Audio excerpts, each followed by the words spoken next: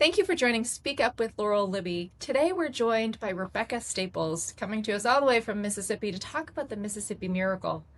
We'll dive right into that, but first, Rebekah, she is the president and founder of Free State Strategies. She has 23 years of experience in politics and policy and served as the policy director for former Governor Haley Barbour, 2004 to 2012.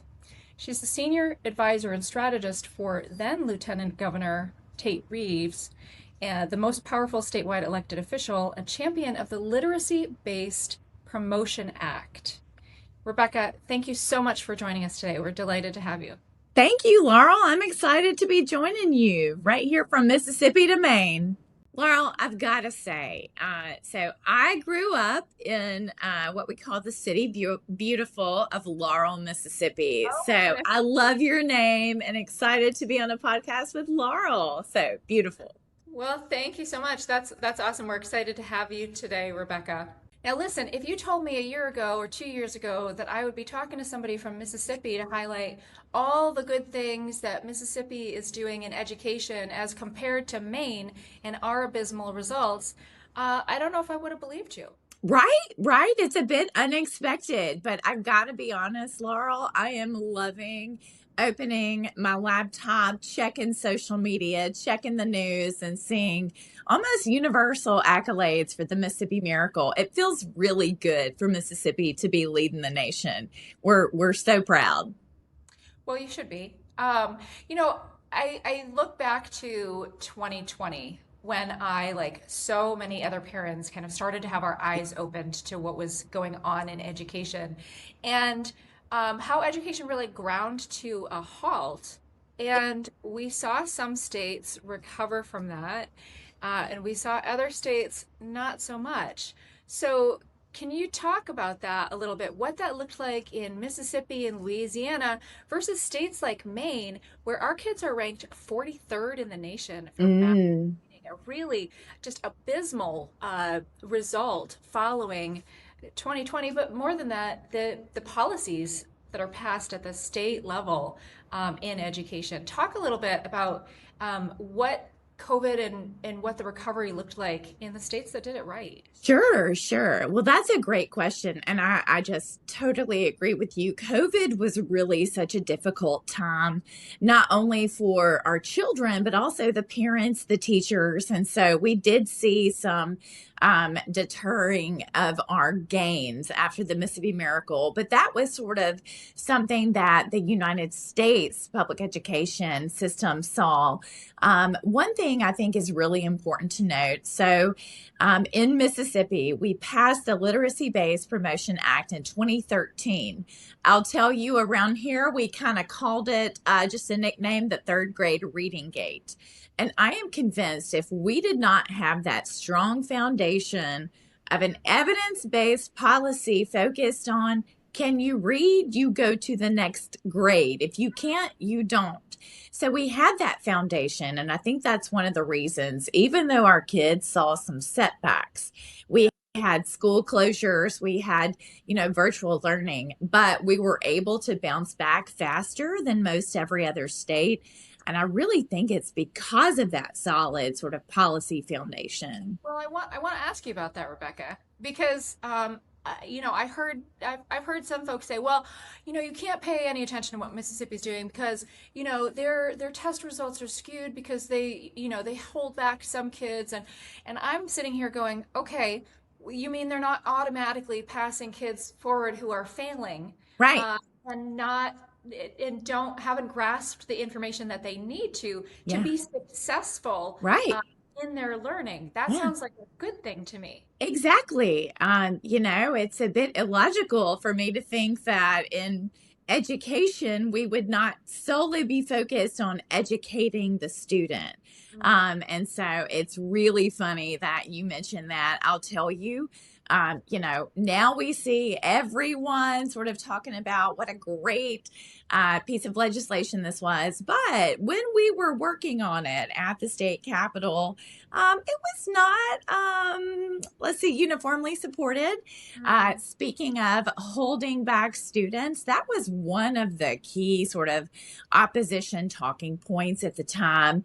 We have, I'll call it sort of our teachers union entity. And so one of the things they specifically said is if we pass the Literacy Based Promotion Act, which would prohibit social promotion of fourth graders who cannot read, then we are, quote, setting up our kids for failure. This was a teachers organization that did not believe our kids could rise to higher expectations. They actually estimated at the time we would hold back about 30% of students. Well, let me tell you, Laurel, that didn't happen. We held back in the first year about 8% of students. And the key there was it wasn't punitive. It wasn't, you can't read, so you're a bad student. You don't get to go to the next grade with your peers. It was actually, let's identify those kids that are struggling. Let's have a really intensive intervention program. Let's give teachers the resources they need. And at the end of the day, that sort of structure sort of catapulted us to gains not only in reading, which is really exciting, but when we saw reading gains increase, we noticed our kids were having significant gains, nationally significant, in math. And so, follow, right? I mean, one area, learning in one area doesn't just affect that area. That's right. It has to go over into others. I do want to say, following COVID, we had a bill before us in the Maine legislature that said that basically parents could be the final decision makers on if their kids should be held back because of the disruption to education that we had seen during COVID. And of course, that was it was killed by the Democrat majority. That bill did not pass. Yeah. We don't even have that level of autonomy in decision making for parents in our state, which I think we can clearly see the benefit in Mississippi. Absolutely. That to be the policy. Yeah, well, that's actually, that was built into the actual legislation.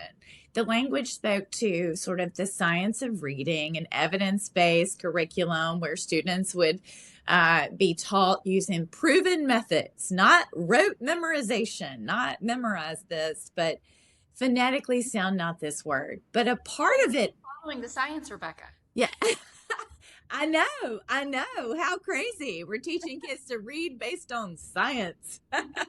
But look, in the legislation, there was an accountability, or there is an accountability piece that says, there need to be plans for the students as well as updates to their parents or legal guardians on their academic progress. And so this wasn't a government-driven approach only. This was involving the community, supporting teachers, and empowering parents, which I think is key, like you're saying. Absolutely key. I think what we're seeing in Maine, and I think in many other states, is this teachers know best, full stop. Parents should just kind of be in the back seat, standing by, not actively engaged and involved. And that's not a ding on teachers. That's a ding on the culture that's passed down from the and from the legislature. We've got some great teachers out there whose hands are tied, frankly, by both federal mandates and state mandates. Oh, absolutely. Yeah. One of the things that we are doing really poorly in Maine is getting government out of the way. Government is very fully involved, and that ties teachers' hands behind their backs. And yes. Families' hands behind their backs, and make sure that it is not what's best for every child. It's just a one size fits all, one size fits none. That's right. I was going to say one size fits none. That doesn't serve anyone well, not the students, not the teachers, certainly not the parents. And, I just think if we're really focused on progress, not only as states, but as a nation, think about life as someone who can read. You are fulfilled. You are able to participate in your community. And so It's so much more than education. I think it's really sort of the fabric of our nation. We want folks to be fulfilled, you know? It is, and I think about the flip side. Think about someone who can't read, Right. and what they miss out on in life. It's a pretty big deal. Yeah. You know, I don't want to beat a dead horse here, but I keep going back to COVID. I feel like so many It's our shared trauma as a nation, you know? shared trauma as a nation. I don't know what things look like in Mississippi, but here in Maine, everything ground to a halt. Hmm. Our schools were done in March of 2020 and didn't go back in that fall. We didn't go back in fully until the following fall. And so, in some ways, there's a blessing in all of this, and that is that families did learn exactly how education was working for their kid. And I think that opened a lot of eyes to the Hmm. possibilities of what school choice could offer. And Absolutely. I'm saying school choice, even just parents getting to weigh in on if their child advances, um, on whether we should have more than 10 charter schools, which are currently capped, Wow. before you even get to full blown things like educational savings accounts or tax rebates, whatever the case may be. Mhm. Really, families' hands are very much tied behind their backs as far as choice. You are locked in. Yeah. So what does that look like in Mississippi in conjunction with good legislation that's back to basics? Yeah. I'm glad you mentioned school choice. We're actually debating that in Mississippi right now. School choice can mean a lot of things, but what we're really focused on is a big package that would have testing waivers for teachers in schools. It would have expansion of charter schools, more reading and math intervention. But you won't be surprised to know the most controversial element is what we're calling the Magnolia Scholarship Account, Hmm. which would be about $7,000 per student for that parent to take and find a school that best fits the child's needs. Hmm. And so the reason I kind of talk about that is the Literacy Based Promotion Act was passed after Republicans took over in Mississippi.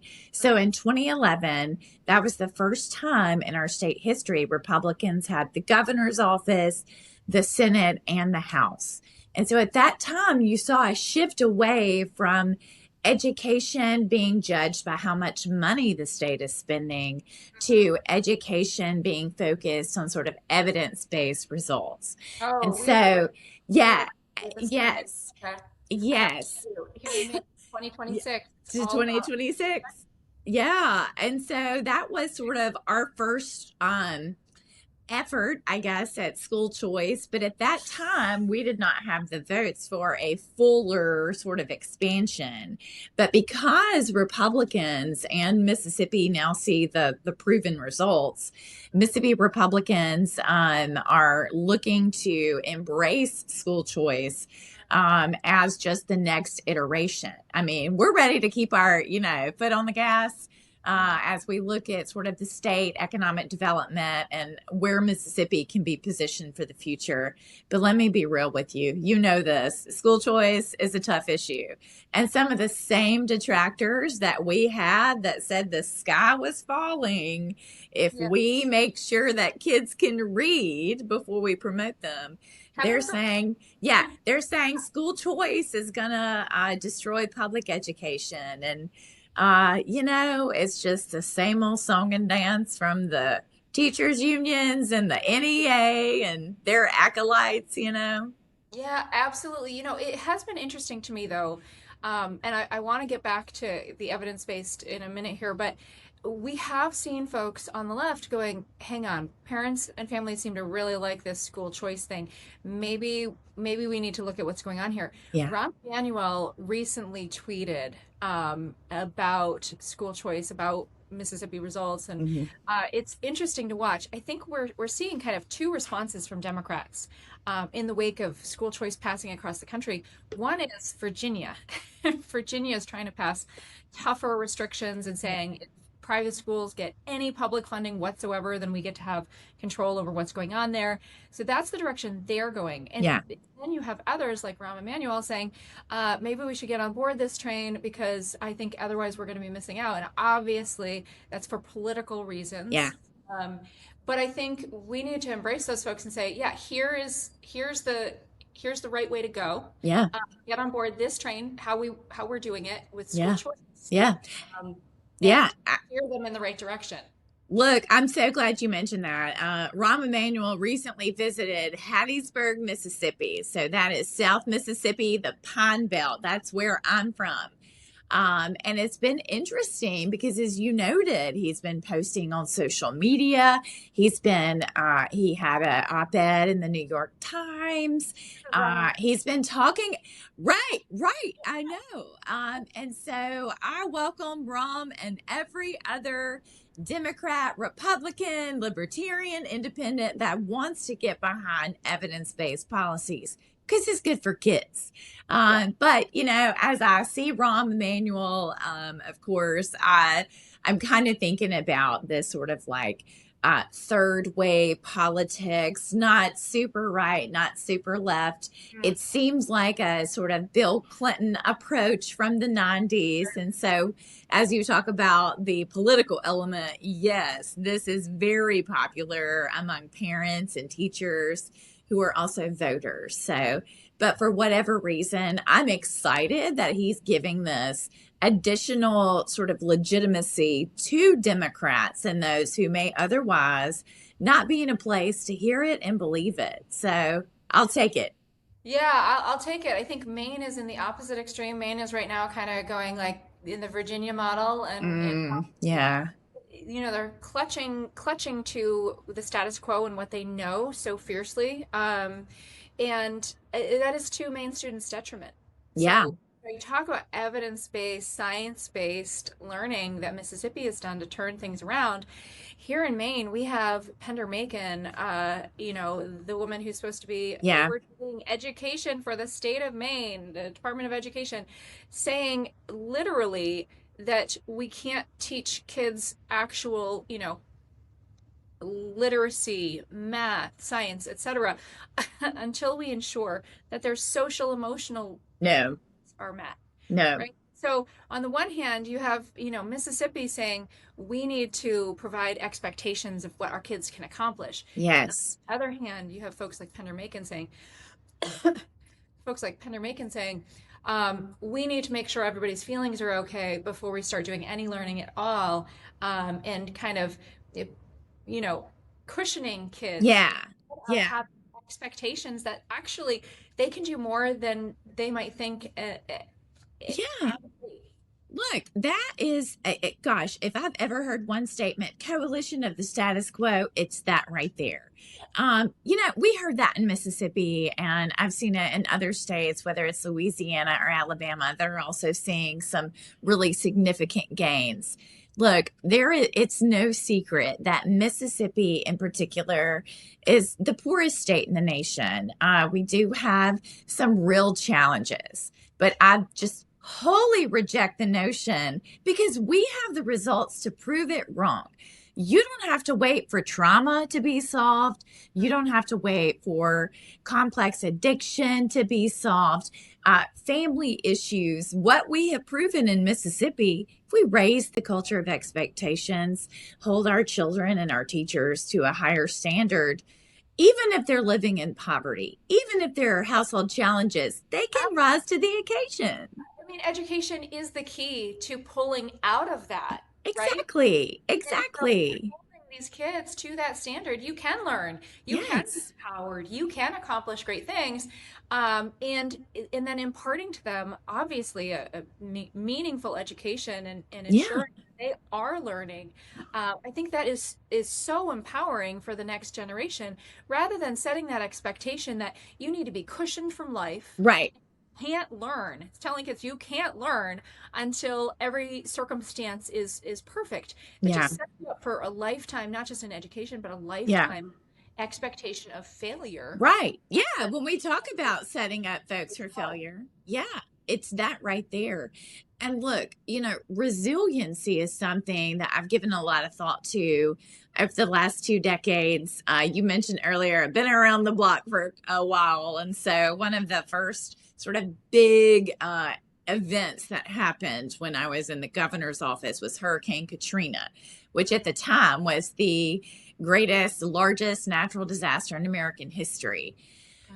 And you have this disaster element, but alongside it is trauma. So whether it's a natural disaster or you're growing up in poverty, these are traumatic elements. And what is one of the biggest predictors of success? Your resiliency, your ability to bounce back. And so if we have public institutions that are saying, well, let's coddle our kids and let's give them a closed mindset. I mean, we're creating a culture of softness and a culture of disbelief in ourselves. That's just not American, Laurel. Come on. It's not American at all. That is not a mindset that is going to encourage kids to be entrepreneurs, to think Right. and Right. excel Yeah. later in life. We should be setting that expectation now. I completely agree. So, Rebekah, we've been talking about resiliency a little bit, and I know in your family background, your grandfather was illiterate. So, can Yeah. you talk to us about that family path of going from your grandfather being illiterate to you working in the governor's office and advancing education for kids in your state? What did that look like? And Yeah. father's awfully proud of you. Well, thank you. Well, I'm glad you asked about sort of family of origin. So I love my family, but let me give you a snapshot. So my grandfather, my mom has passed, but this is her father who recently passed. But he grew up in poverty. There was divorce in the household. Actually ended up giving up my mom for adoption and her siblings because of these challenges. They eventually reconciled, but one of the things that really stood out to me, growing up with my mom, was her focus on making sure that because she had this experience as a child where she was not sort of raised in an environment where education was important, she made sure that I understood that's a pathway to success. And so, I saw firsthand the limitations of my grandfather, who, wonderful person, but was unable to fully participate in society because of that limitation. And so this is not an abstract issue to me. This is not, yay, we're helping kids. This would have changed my grandfather's life tremendously. And although, I feel so blessed to be where I am and have the rearing that I had, I just know this is really significant when we're talking about like the future, and personal fulfillment. At the end of the day, it matters. It matters to who you are. You have a personal view into how education does matter and does change the future for the next generation because it literally happened within your own family. Exactly. So, grandfather, illiterate, had my mom. My mom finished high school, but then my brother and I went on to become sort of first generation college students. My brother has an associate's degree as an engineer, and then I graduated and also have a master of business. And so this is a significant change in, our family. And so when I hopefully have children in the future, I want to instill in them how important it is. But Laurel, I'd also like to say this. My mom and father weren't like, hey, education is the key, so we're going to serve it up to you on a silver platter. It was a combination of education is key to a pathway of success, but nothing is free and nothing is given. So you've got to work for it. And so I think that's a really important as we're talking about sort of raising expectations. I think those two kind of go hand in hand. Yeah, the expectation of personal responsibility and Right. ownership over that education, which maybe you can't put on a first grader, but you sure can as they get into the older years. And Yeah. Yeah. a really important piece you're mentioning there is that that doesn't happen in the classroom. That No. does happen in the family. And Yeah. it illustrates how critical family involvement and oversight of education is. Yes. I hear so many times people pushing back and saying, well, not every family is suited to. Okay, just stop right there. The parents and the family are the ultimate authorities Hmm. child, and they should have oversight over the education, whether you like everything that they do, barring abuse, whether you like Right. every parenting decision that they make or not, whether you agree or not, they know that child the best. Right. And they are best suited to know what that child needs for an education. I think back to my education. I was briefly in public school. I attended several different private schools, and I ultimately graduated from homeschooling. Okay. Yeah. Some of those choices were based on economics. Our family was not well to do. And I could not be more grateful for the education that I received. It was outside the box. But when I graduated from homeschooling, I had my CNA license and several college credits Wow. under my belt, which would not have happened if we'd followed just the typical path. Right. And Right. I think that that's That would have been discouraged in a traditional absolutely. setting. Yeah. And I think that, I bear that in mind as we talk about education not being one size fits all. Yeah. All of my siblings and I, we all had a little bit different education, and I see us now as adults and how that has served us now. But there certainly was, Rebekah, that expectation of personal responsibility Yeah. and ownership for all of us. And I think that that's absolutely key, and it just illustrates the importance of the family. Yeah, and I think of it as like agency. And so if you feel you have ownership, you feel you can control your destiny.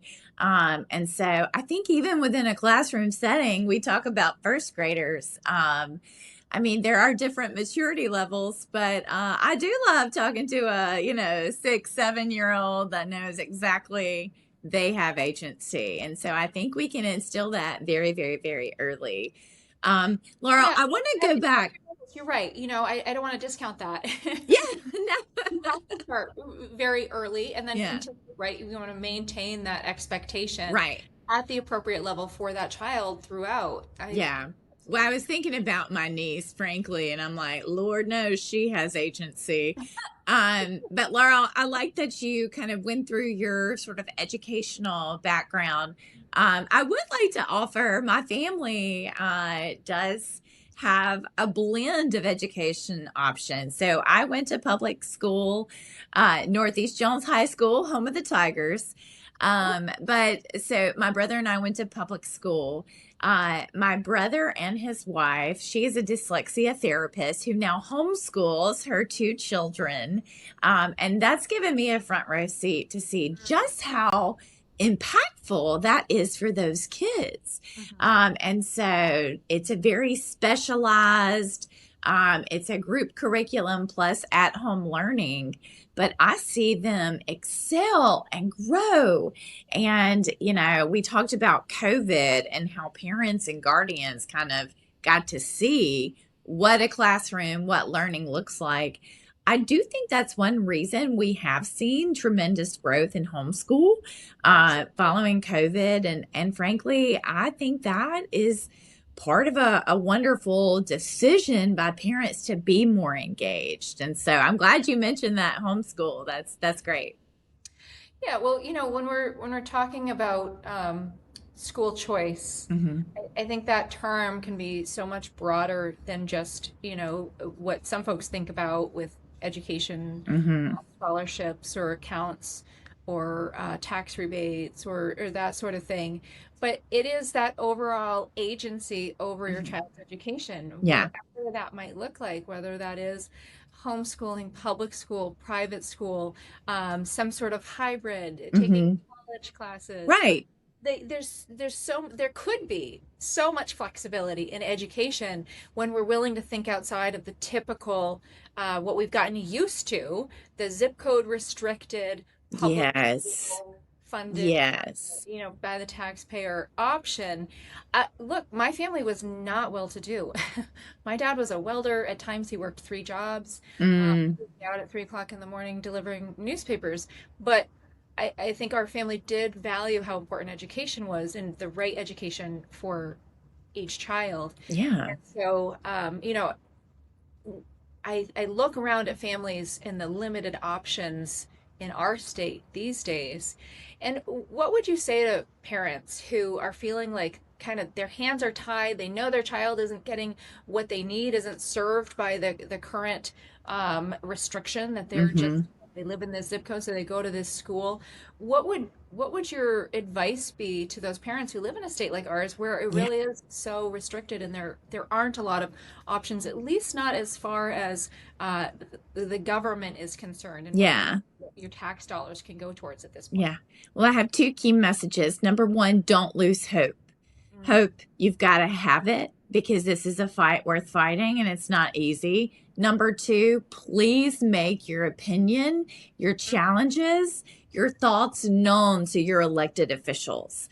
I have worked with elected officials, lawmakers, statewide electeds across the gamut. And I don't know if this is true of everyone, but it does not take very many calls from a constituent for an official to pause and say, what is this issue? Where am I on this issue? And how should I be thinking about it? So I yeah. just need to emphasize your voice matters. If you're a parent, you're a guardian, fight the good fight because your voice matters. It absolutely does. Yeah, I could not echo that more strongly, Rebecca. I think folks don't understand how powerful their voice can be. And Yes. I hear folks say all the time, well, I'm just one person or they're not really going to listen to me. Whether you get whether you accomplish what you want to, whether they vote the way you ask them to, Yeah. whether, regardless of the response, I think that folks need to know that when they speak up, it does make an impact. If I Hmm. get 3 phone calls on an issue, as a sitting legislator, I go, oh, Yeah, right. this.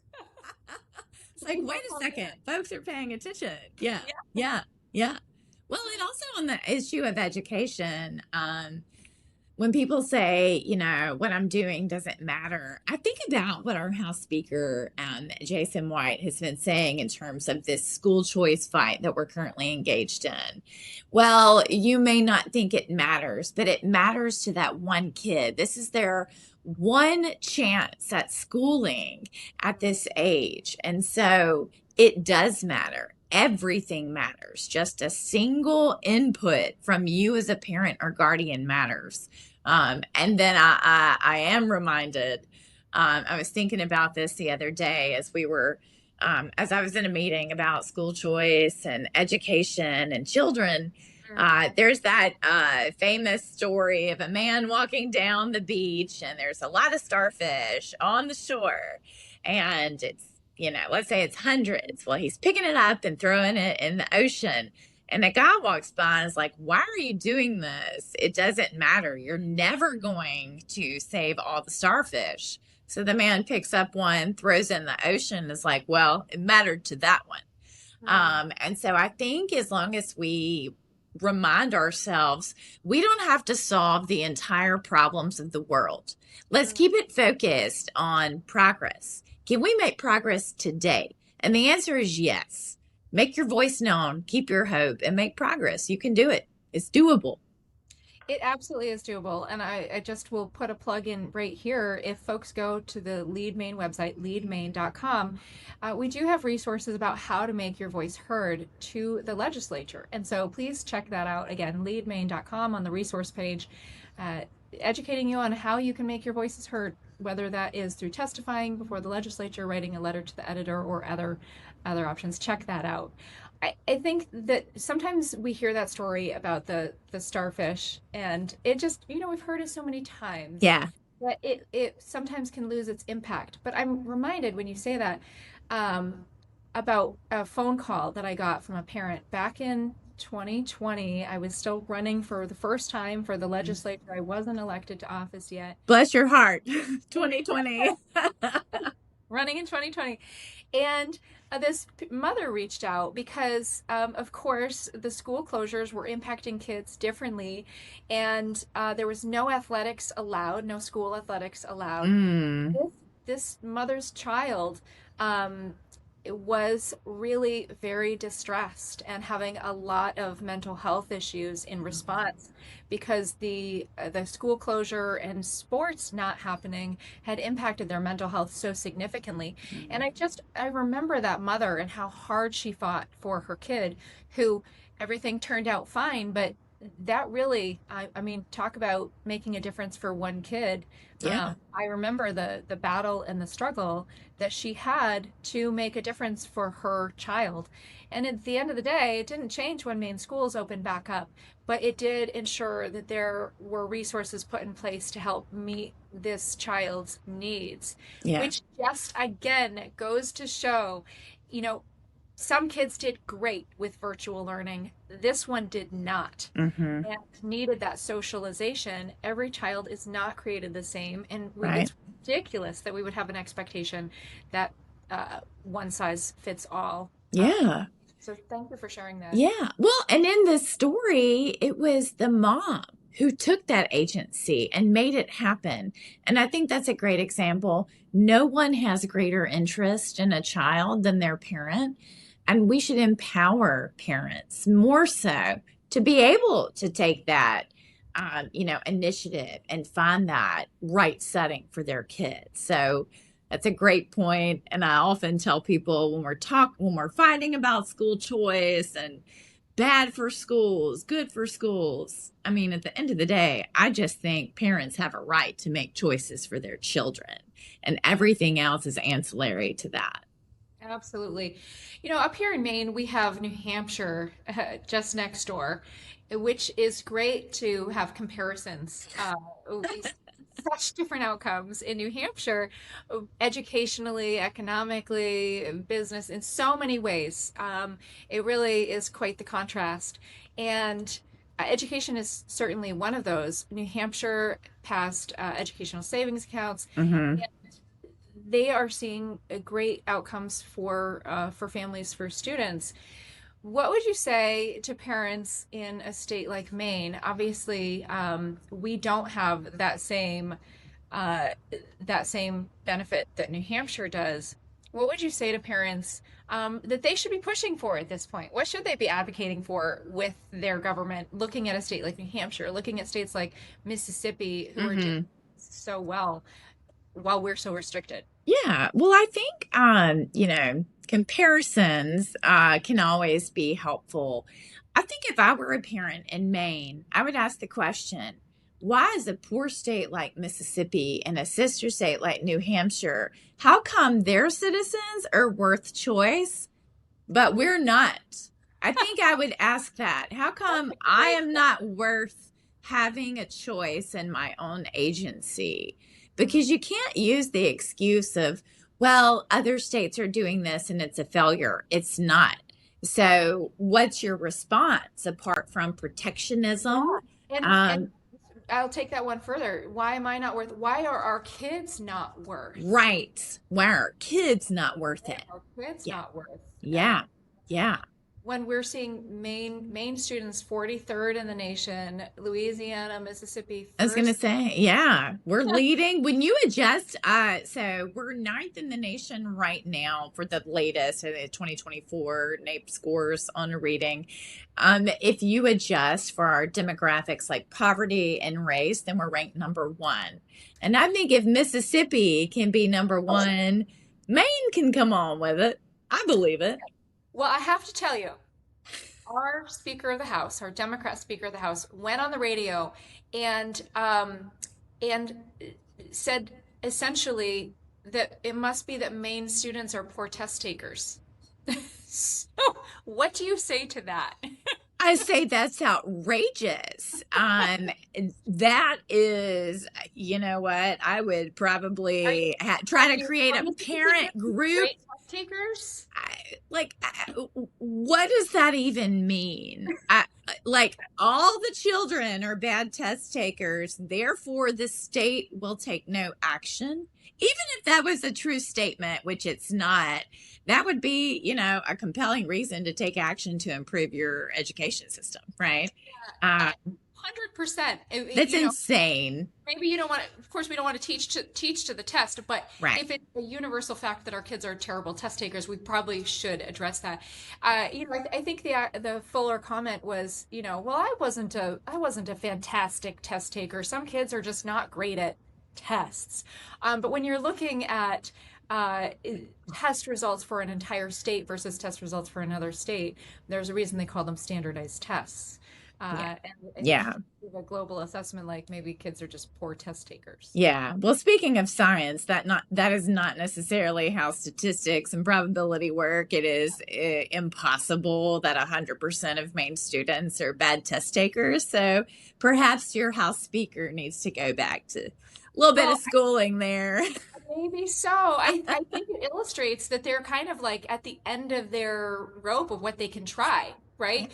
Our education system here in Maine is funded more than it ever has been in our past. Like we have historic levels of funding going into education, yet our results have never been worse. So what else do you try? So I think, there's no good answer. So you come up with something in the moment like, like we're bad test takers. Well, look, on the education funding, I mean, that is one thing in Mississippi for years and years. The Democrats were like, we're not fully funding education, and that's why we have poor outcomes. So Republicans have increased education funding, but tying it to accountability and outcomes. And so to me, it's a bit unconscionable that Maine would invest more in education and see that inverse relationship to lower test scores. That's, parents, teachers, lawmakers. I just don't think, you shouldn't settle for that. Our governor's solution to that, one of her solutions to that, and this is well outside of the realm of the Mississippi Miracle and what we're talking about, but is free college. So she wants to make community college free. Meanwhile, we have students graduating who have to take remedial math and English at that community college before they can actually make use of the community college education that is free. We all know nothing is free. It's Yikes. by we, the taxpayers. And so speak to that a little bit. Well, that is grasping at straws. That is grasping at straws and charging taxpayers twice for the same service. So I've heard this. We've had some proposals in Mississippi, and I've seen it in other states too. Let's offer something for free that's going to attract more and improve outcomes. Well, that's treating a symptom, not a root cause. I'd offer if your children are graduating high school and they can't read and do math, well, then you haven't actually delivered on the service that your students and citizens are entitled to. And then the offer of free college. So that's your taxpayers going to pay for that. So these students are getting round 2 of education that they should have received at the K through 12 level. How does this improve anyone's life or education? And it certainly doesn't help your budget. So I'm offended on multiple layers here with this idea. It's bad for taxpayers, bad for kids, bad for parents. That's, So on the one hand, we have Mississippi teaching science-based education. On the other hand, you have states like Maine that are advancing social emotional learning. What should we be doing? What should the gold standard be doing? Do you see other states following your example? And who should we be looking to next to be coming up the rankings as they follow science-based versus social emotional model?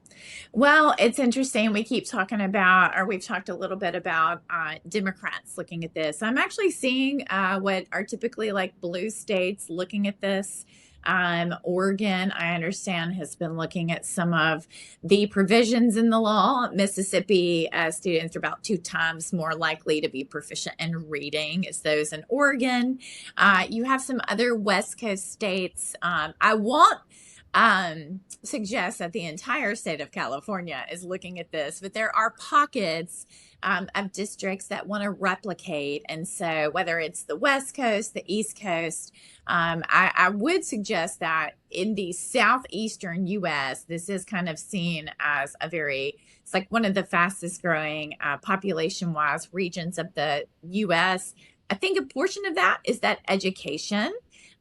We talk about COVID. You see a lot of population migration patterns shifting. People are coming to the South. Mostly parents aren't going to move to places where they can't get quality education.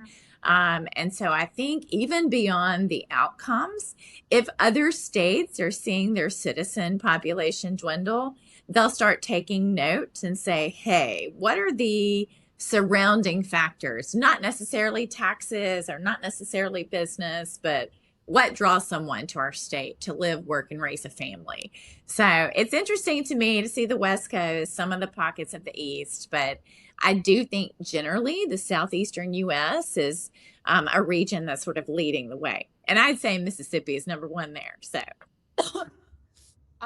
do you think that citizen involvement is driving kind of the divide on the response? Like I referenced Virginia earlier. mm-hmm. Virginia is going with this kind of penalize any other option that's not the in the box public school. We don't want people thinking outside that box, and I think Maine fits in that. It would be a real hit to the pride to admit that what we're doing isn't working, Right. and they just kind of double down versus states like Oregon, like you said, pockets of California that are going, okay, maybe we should be learning from maybe the Rahm Emanuels of this world, mm-hmm. or maybe we need to be a little bit more reasonable on this. What do you think drives one response, the doubling down, versus being open to maybe we're not 100% right on this and should explore other options for families and kids?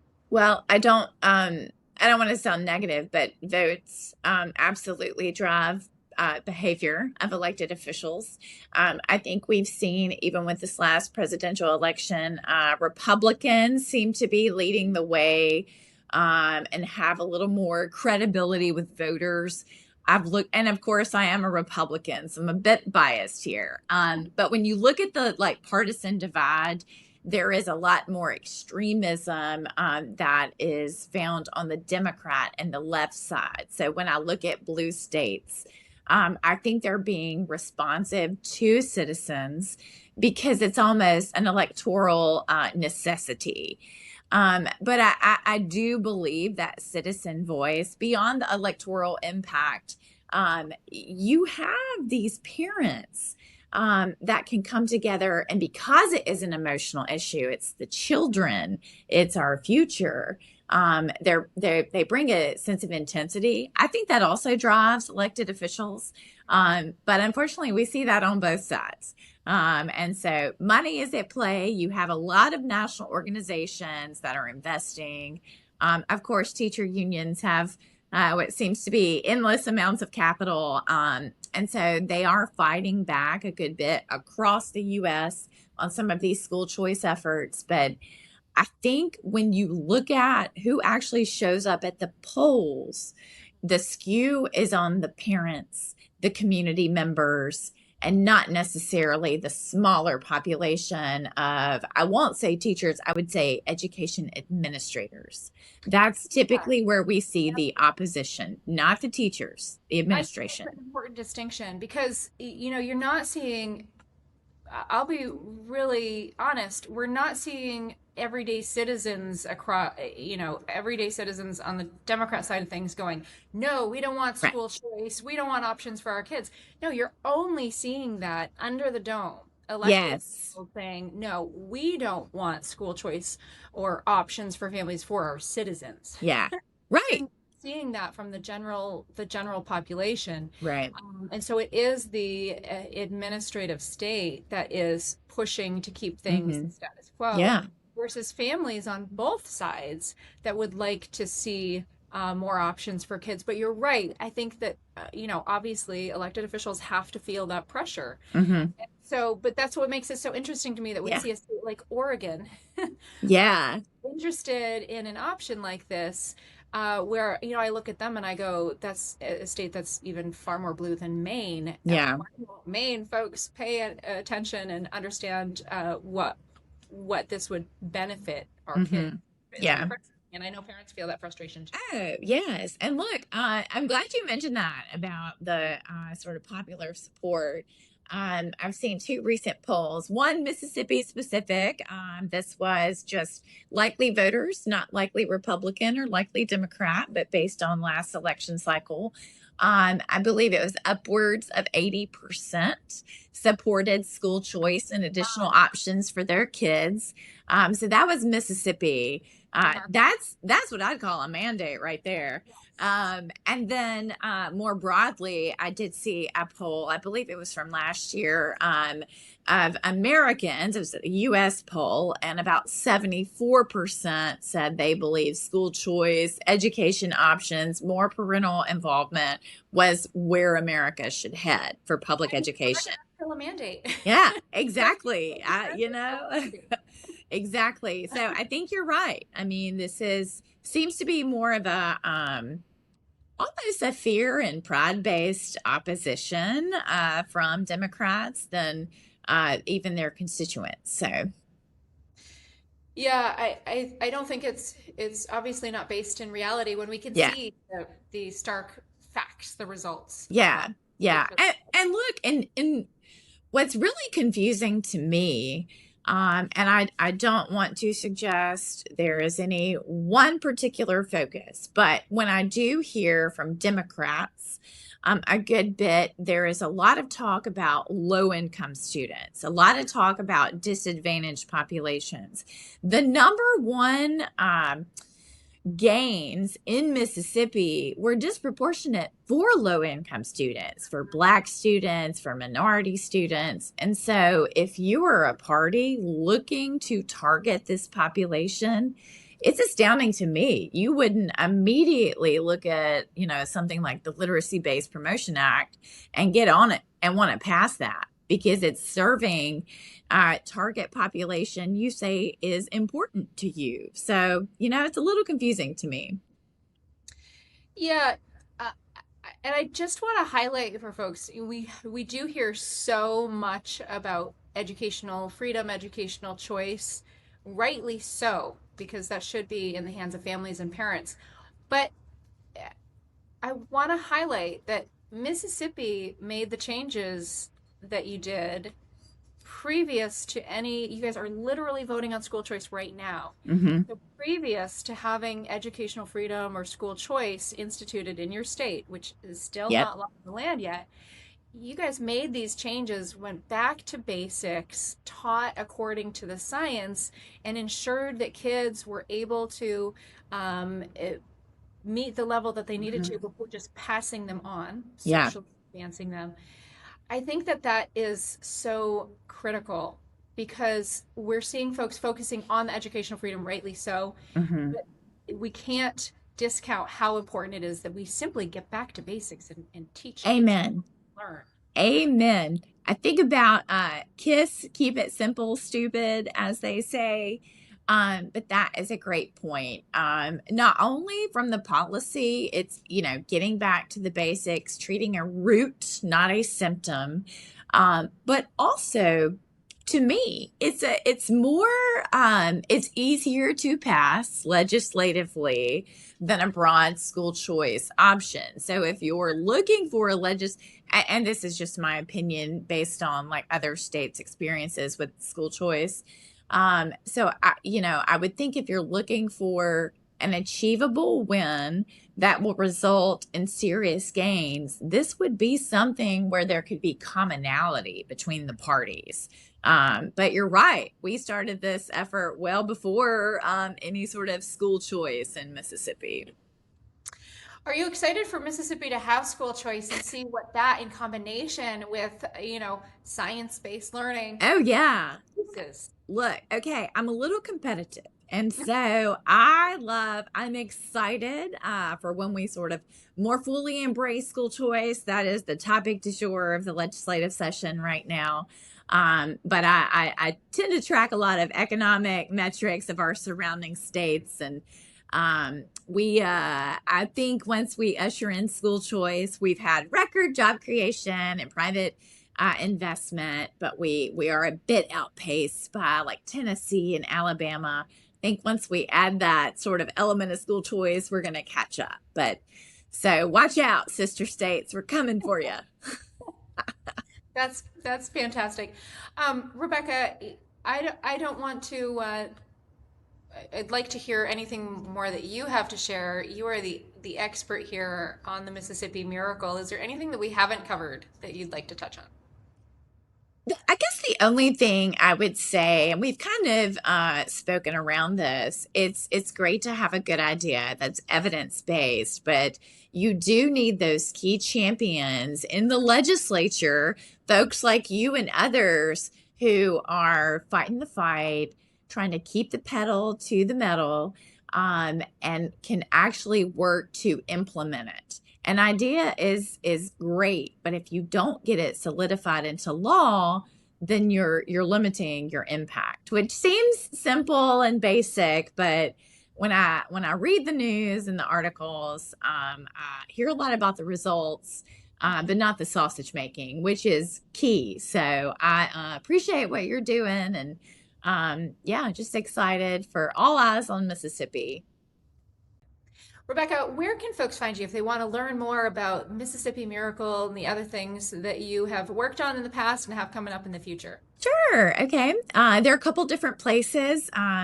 Like everybody in business, you can find me on LinkedIn. It's Rebekah Staples. I spell my name with a K, Rebekah. I also have a website, Free State Strategies. It's www.fsstrategies.com. All of my contact information, social media is there. If you've got questions about the Miracle, Mississippi, anything Southern, please give me a call or send me an email. Love to chat. Perfect. We'll make sure to put your contact information in the notes as well. Thank you so much for being on with us, Rebekah. I'm hopeful for the future generations of Mississippians. Mississippians, but nice try. Nice try. It's okay. You did pretty good for a Yankee, so you know. Thank you. I'm just a Mainer up here trying to figure out what to call them. Thank you for joining us today, Rebekah, to talk all things educational. We're delighted to have you. And with that, be sure to subscribe to Speak Up with Laurel Libby so you don't miss a future episode. Thanks so much for tuning in today.